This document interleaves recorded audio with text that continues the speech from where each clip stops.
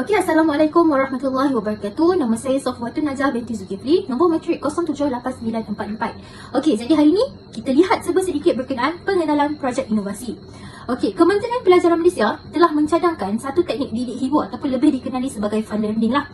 Okey, mana dalam kurikulum di sekolah-sekolah. Kaedah fun learning ini adalah bagi menjadikan proses PDP, pengajaran dan pembelajaran lebih interaktif serta berpusatkan murid. Kaedah ini dikenal pasti dapat menceriakan suasana kelas serta semua murid dapat menyertai aktiviti PDP ini secara menyeluruh.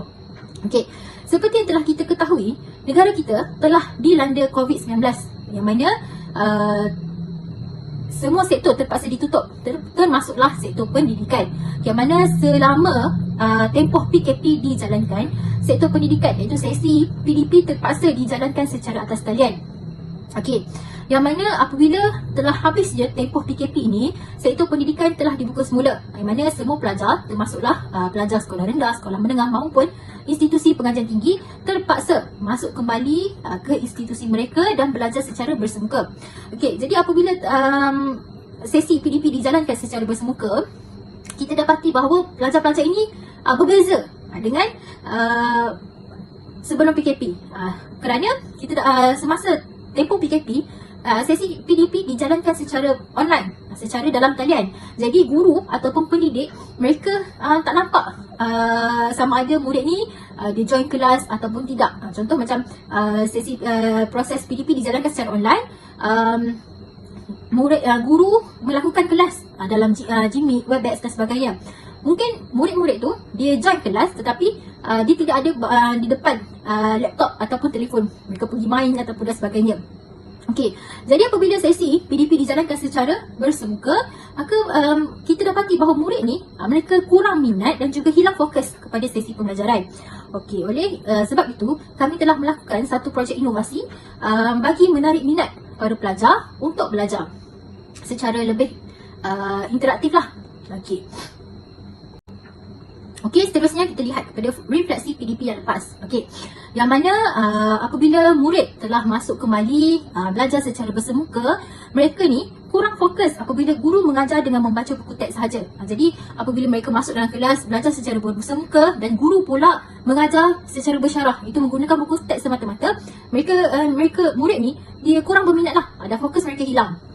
Dan kebanyakannya mereka fokus selama 15 hingga 30 minit dan seterusnya lebih daripada itu hilang, fokus mereka hilang. Okey, yang mana semasa kami menjalankan kajian untuk melakukan projek inovasi ini, kami menanyakan soalan berkenaan dengan rukun solat, yang mana kami dapati hanya sebahagian sahaja murid yang dapat menjawab dengan tepat, iaitu 13 rukun solat. Tetapi apabila bertanyakan lebih lanjut berkenaan 13 rukun solat tadi, mereka tidak dapat menjawab dengan tepat lah. Okey, seterusnya, oleh itu kami mengambil inisiatif untuk melaksanakan PDP secara fun learning, iaitu dengan menayangkan video animasi yang direka oleh kami serta melakukan kuis interaktif bagi subjek pendidikan Islam dalam bab solat, khususnya dalam rukun solat. Okey, yang mana kami menggunakan pendekatan tayangan video animasi yang menarik disertai dengan nyanyian dan juga kuis yang interaktif agar murid lebih senang untuk mengingati 13 rukun solat tadi serta mudah untuk faham pembelajaran tersebut. Saya Nur Arina Nabiha binti Ahmad Azhar, nombor matrik 078997. Saya akan menyambung pembentangan pada slide penyataan masalah. Okey, berdasarkan pemerhatian saya, segelintir pelajar tingkatan 1 masih lagi keliru dan lemah dalam penguasaan mengingati rukun-rukun solat secara tertib. Mereka ini culas dan alpa dalam mengingati dan memahami rukun-rukun solat secara tertib kerana mereka menganggap perkara tersebut tidak penting. Seterusnya ialah bahan pengajaran yang dipilih oleh guru kadangkala sudah tidak mampu menarik minat pelajar untuk belajar. Dan yang terakhir, penilaian terhadap bahan juga kadangkala seringkali dilupakan oleh guru bagi memastikan sama ada bahan yang digunakan dapat meningkatkan pengetahuan pelajar atau sebaliknya. Tajuk inovasi kumpulan kami ialah video animasi dan permainan interaktif rukun solat. Antara objektif bagi projek inovasi kumpulan kami antaranya adalah: yang pertama, guru dapat menambah baik amalan pengajaran dan bahan dalam topik rukun solat. Yang kedua, pelajar dapat mengetahui dan mempelajari tentang rukun solat dalam bidang ibadat dengan betul dan tepat. Yang ketiga, guru memastikan pelajar mempunyai sifat kreativiti dan berdaya saing antara rakan. Seterusnya, memupuk hubungan dua hala yang baik dan mesra antara pelajar dengan pelajar serta pelajar dengan guru. Di samping itu, guru dapat mengintegrasikan elemen multimedia dalam pembelajaran dan yang terakhir, guru dapat membentuk pelajar supaya sentiasa bersedia dengan pembelajaran berpusatkan pelajar. Okey, seterusnya aplikasi bahan dan tools yang digunakan dalam projek inovasi kumpulan kami ialah aplikasi Canva, WordWall dan YouTube. Dan tempoh pelaksanaan projek mengambil masa selama 2 bulan. Okey, kita sambung kepada slide yang seterusnya iaitu skop, limitasi dan anggaran kos. Bagi menjayakan projek inovasi kumpulan kami ini, kami sepakat untuk membuat langganan Canva Pro yang berharga RM35 sebulan kerana Canva Pro menawarkan lebih banyak ciri-ciri dan juga template yang pelbagai pilihan dan menarik. Yang kedua, aplikasi WordWall. Kami menggunakan akaun percubaan secara percuma supaya kami boleh mengakses semua ciri-ciri dan kelebihan yang ada seperti yang tersedia dalam akaun Pro. Namun begitu, akaun percubaan ini hanya untuk jangka masa yang pendek.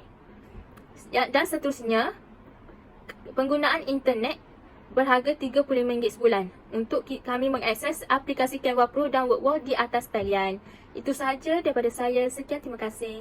Seterusnya iaitu kepentingan dan impak inovasi. Dalam hasil penelitian dan penganalisaan, item berkaitan rukun-rukun solat merupakan item wajib dan perlu dikuasai oleh murid-murid sebelum mereka mempelajari topik-topik lain. Dengan ini, tercipta projek inovasi yang dinamakan video animasi dan permainan rukun interaksi solat. Dapat membantu murid-murid menguasai rukun-rukun solat dengan baik dan mudah yang mengandungi pelbagai jenis kuis dan permainan. Dengan menggunakan aplikasi ini dapat mengatasi masalah pembelajaran seperti bosan, tiada minat, rasa tertekan, tidak dapat mengingati fakta atau pengetahuan, rendah diri, diam, tidak mahu melibatkan diri, kurang tumpuan di kalangan murid-murid melalui kuis, interaktif dan permainan yang menarik. Dengan penggunaan visual dan audio yang jelas dapat mengatasi masalah murid dalam mengingati dan memahami isi kandungan pelajaran. Bagi pihak guru, aplikasi ini dapat menjimatkan masa dan tenaga guru dalam penyediaan bahan bantu mengajar, iaitu BBM. Guru juga dapat mengurangkan kos penyediaan BBM kerana BBM dapat dicapai secara atas talian sahaja. Bagi menyampaikan maklumat kepada murid dengan lebih jelas dan berkesan adalah dengan menggunakan salah satu model pengajaran yang sesuai untuk digunakan untuk mencapai objektif pengajaran dan juga pembelajaran guru. Model projek pengajaran yang digunakan adalah model ADI. Okey, yang pertama iaitu analisis. Analisis iaitu proses ini melibatkan penilaian keperluan matlamat dan juga konteks pembelajaran. Pengumpulan data dijalankan untuk memahami objektif pembelajaran serta keperluan dan cabaran yang mungkin dihadapi. Yang kedua iaitu design, iaitu reka bentuk, melibatkan reka bentuk pengajaran dan juga pembelajaran yang dirancang. Ia melibatkan pemilihan strategi pengajaran, kaedah pentaksiran dan juga reka bentuk bahan pengajaran. Matlamatnya adalah untuk memastikan struktur pembelajaran mengikut keperluan dan juga objektif yang telah ditetapkan. Yang ketiga iaitu development, iaitu perkembangan. Proses ini adalah di mana bahan pengajaran dan juga kandungan pembelajaran dicipta. Terdapat penerbitan bahan-bahan pembangunan modul dan pendapatan daripada sumber pembelajaran. Kreativiti dan juga keberkesanan dalam menyampaikan maklumat menjadi tumpuan utama. Yang keempat iaitu implementation, iaitu pelaksanaan. Pelaksanaan melibatkan penyampaian bahan, amalan dan interaksi. Semua aspek pelaksanaan mesti diambil kira bagi memastikan keberkesanan pengalaman pembelajaran. Tahap pelaksanaan pula membabitkan penyampaian atau pelaksanaan pengajaran yang sebenar, sama ada pengajaran itu berasaskan bilik darjah atau penggunaan teknologi terkini. Yang seterusnya iaitu evaluation, iaitu penilaian. Ia melibatkan pengumpulan data untuk menilai keberkesanan pembelajaran. Ini mungkin melibatkan penilaian formatif semasa proses pembelajaran serta penilaian sumatif untuk menilai pencapaian objektif pembelajaran secara keseluruhan. Ia melibatkan keempat-empat tahap model ADI, iaitu analisis, reka bentuk, perkembangan dan juga pelaksanaan. Seterusnya, harapan.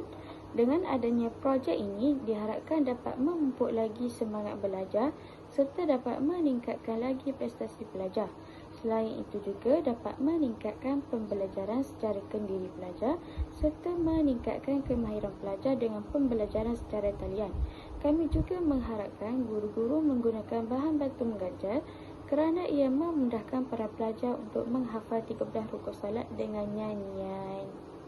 Assalamualaikum warahmatullahi wabarakatuh. Nama saya Wan Syazwina binti Wan Muhammad Latfi, nombor matrik 078872. Yang seterusnya iaitu metodologi kajian.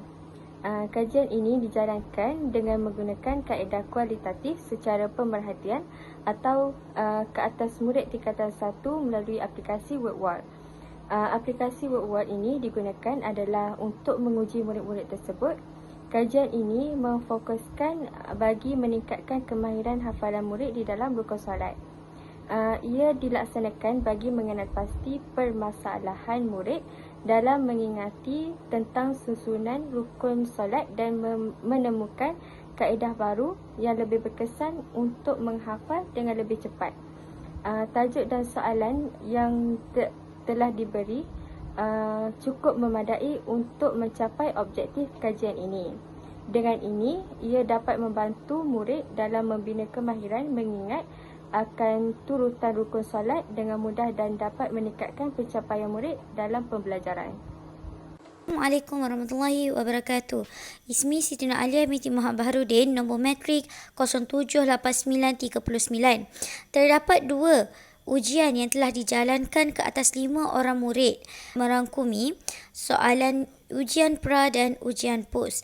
Kedua-dua soalan merangkumi kepada 10 soalan yang digunakan dan dikaji melalui satu aplikasi WordWall yang berasaskan kuis. Ujian pra dilakukan adalah untuk mengetahui tahap pengetahuan pelajar sebelum kami mengaplikasikan video animasi sebagai video inovasi untuk bahan bantu belajar pelajar. Seterusnya adalah ujian pos dijalankan selepas selesai menggunakan inovasi tersebut. Ini untuk menilai kesan inovasi tersebut terhadap pelajar. Untuk kajian ujian pra ini, kami telah mengambil 5 orang responden yang terdiri daripada murid sekolah untuk menjawab soalan kuis yang telah disediakan. Iaitu, ujian pra ini dilakukan sebelum kami menggunakan inovasi tersebut sebagai bahan bantu belajar. Terdapat seorang murid sahaja yang mendapat 8/10 markah. Dan selain itu, terdapat 3 orang murid yang telah mendapat markah sebanyak 6/10 markah. Dan yang terakhir, nilai yang paling sedikit, iaitu 1 orang murid telah mendapat 5 markah daripada 10 soalan yang telah kami sediakan. Melalui dapatan ini, kita dapat simpulkan bahawa pengetahuan murid dalam rukun solat adalah sangat rendah dan murid tidak menghafal rukun-rukun solat dengan baik. Inovasi ini telah diaplikasikan untuk membantu murid mengingat dan menghafal rukun-rukun, susunan rukun dan sebagainya untuk membantu mereka menjawab soalan. Setelah menjalankan ujian pra, kami membuat hasil dapatan seterusnya selepas kami menayangkan video animasi tersebut. Setelah selesai menjalankan ujian pra, kami menunjukkan atau menayangkan video animasi tersebut kepada 5 orang pelajar ini. Selepas membuat kajian dan belajar melalui video tersebut, pelajar telah diminta untuk menjawab sekali lagi soalan di WordWall tersebut untuk kita dapatkan kajian pos ini. Hasil dapatan tersebut menunjukkan terdapat 2 orang pelajar yang telah mendapat markah penuh bagi soalan tersebut, walaupun sebelum ini di ujian pra mereka mendapat markah yang agak rendah. Begitu juga dengan 3 orang pelajar yang lain.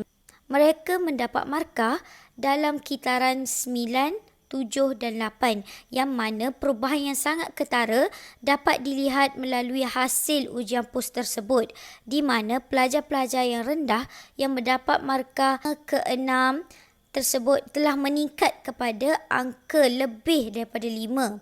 Ini menunjukkan video animasi ataupun inovasi yang kami cipta telah berjaya membantu pelajar untuk mengenal dan menghafal rukun-rukun solat. Seterusnya adalah perbezaan hasil dapatan di antara ujian POS dan ujian pra. Peningkatan yang sangat ketara dapat dilihat di antara ujian yang pertama iaitu ujian pra dan ujian POS yang telah dijalankan.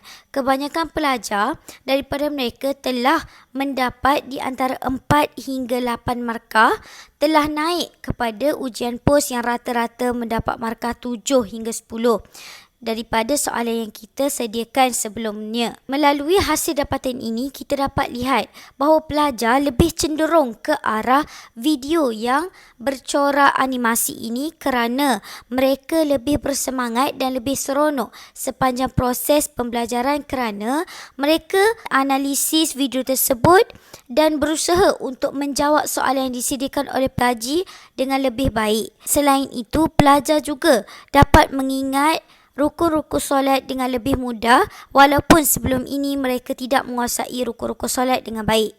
Assalamualaikum warahmatullahi wabarakatuh. Nama saya Nur Aisyattul Izzah binti Jamaluddin, nombor metrik 078925. Seterusnya saya akan menyambung tentang kelebihan. Inovasi secara digital memainkan peranan penting dalam membentuk daya imajinasi murid dengan membayangkan gambar-gambar menarik supaya pelajar boleh mengingat 13 rukun solat. Terdapat lagu Upin Ipin mengenai 13 rukun solat menjadikan murid lebih suka serta berminat mengikuti pelajaran sekaligus membantu murid untuk senang menghafal isi-isi penting dengan lagu tersebut. Seterusnya, gaya bahasa yang disampaikan oleh watak animasi dan juga grafik yang bersesuaian membantu murid untuk faham serta fokus terhadap isi pembelajaran. Seterusnya, kelemahan dan juga penambahbaikan.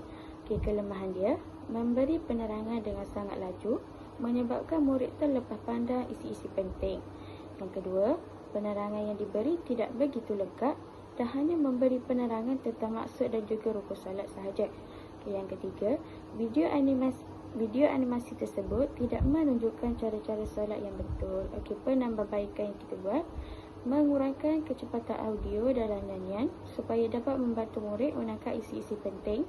Yang kedua, menambahkan beberapa isi-isi penting yang berkaitan seperti kesalahan di dalam solat dan juga sebagainya. Yang ketiga, menambah video tentang cara-cara solat dengan betul supaya murid boleh memahami dengan lebih mendalam lagi. Sebagai kesimpulan, tugasan ini telah memberikan kami peluang dalam merealisasikan sebuah pelaksanaan idea inovasi bagi menyelesaikan satu idea bahan bantu mengajar, pengajaran dan juga pembelajaran. Inovasi digital dalam pengajaran dan pembelajaran mampu menarik minat pelajar serta dapat meningkatkan lagi kefahaman pelajar tentang sesuatu topik. Dengan projek inovasi yang kami lakukan, diharap dapat membantu guru-guru lain dalam menjana idea untuk dijadikan bahan bantu mengajar ini dalam proses pengajaran dan pembelajaran. Itu sahaja daripada kami. Sekian, terima kasih.